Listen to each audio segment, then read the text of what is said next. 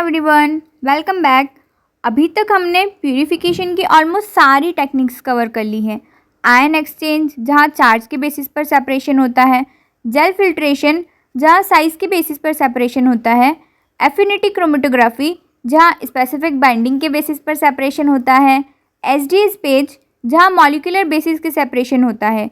आज हम last analytical technique पढ़ने वाले हैं, आइसोइलेक्ट्रिक फोकसिंग, और उसके बाद 2D जेल इलेक्ट्रोफोरेसिस, जो इन टेक्निक्स का कॉम्बिनेशन है।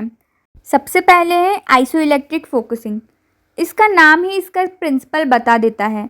आइसोइलेक्ट्रिक पॉइंट फोकसिंग मतलब प्रोटीन को उसके आइसोइलेक्ट्रिक पॉइंट तक ले जाना। याद है आइसोइलेक्ट्रिक पॉइंट क्या होता है? जिस पीएच पर प्रोटीन का नेट चार्ज 0 होता है।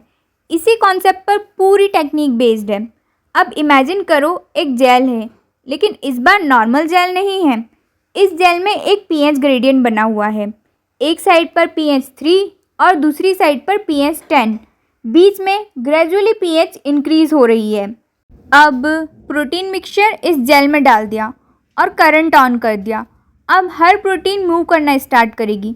लेकिन इंटरेस्टिंग बात यह है, हर प्रोटीन तब तक मूव करेगी जब तक उसको अपना आइसोइलेक्ट्रिक पॉइंट नहीं मिल जाता। एग्जाम्पल लेते हैं, एक प्रोटीन का आइसोइलेक्ट्रिक पॉइंट है 5, तो वो जेल में मूव करेगी और एग्जैक्टली pH 5 वाली पोजीशन पर जाकर रुक जाएगी, क्योंकि वहाँ उसका नेट चार्ज 0 हो गया। अब इलेक्ट्रिक फील्ड उससे आगे मूव ही नहीं करा सकती। इसी प्रोसेस को बोलते हैं आइसोइलेक्ट्रिक फोकसिंग। अब दूसरा प्रोटीन, उसका आइसोइलेक्ट्रिक पॉइंट 8 है, तो वो 8 pH वाली पोजीशन पर जाकर रुकेगा। तीसरा 6 pH वाली पर, क्योंकि उसका आइसोइलेक्ट्रिक पॉइंट 6। मतलब हर प्रोटीन अपनी फेवरेट pH लोकेशन पर जाकर पार्क हो जाती है। ये एग्जाम्पल ज़रूर से याद रखना, कभी भी नहीं भूलोगे। अब एक क्वेश्चन है, आइसोइलेक्ट्रिक फोकसिंग में सेपरेशन किस बेसिस पर होता है? Molecular weight, charge? बिल्कुल नहीं, कम्प्लीटली नहीं, क्योंकि इसमें सेपरेशन होता है आइसोइलेक्ट्रिक पॉइंट के बेसिस पर, और ये डिफरेंस याद रखना।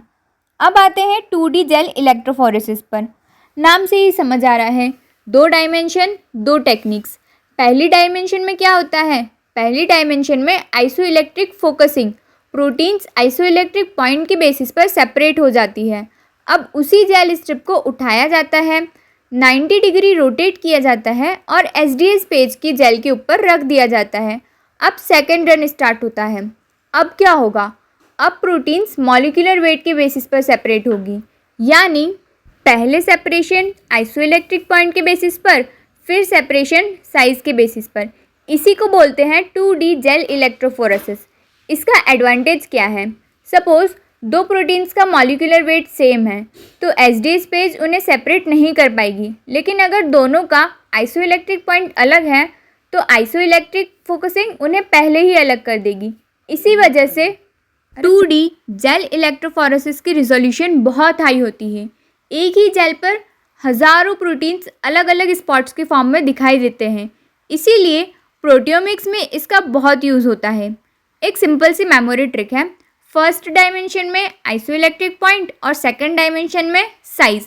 कभी उल्टा मत करना। अब कुछ PYQ क्वेश्चंस देख लेते हैं। Isoelectric focusing separates proteins on basis of molecular weight. ये स्टेटमेंट रॉन्ग है। In isoelectric focusing proteins stop moving when pH becomes equal to isoelectric point. ये स्टेटमेंट करेक्ट है।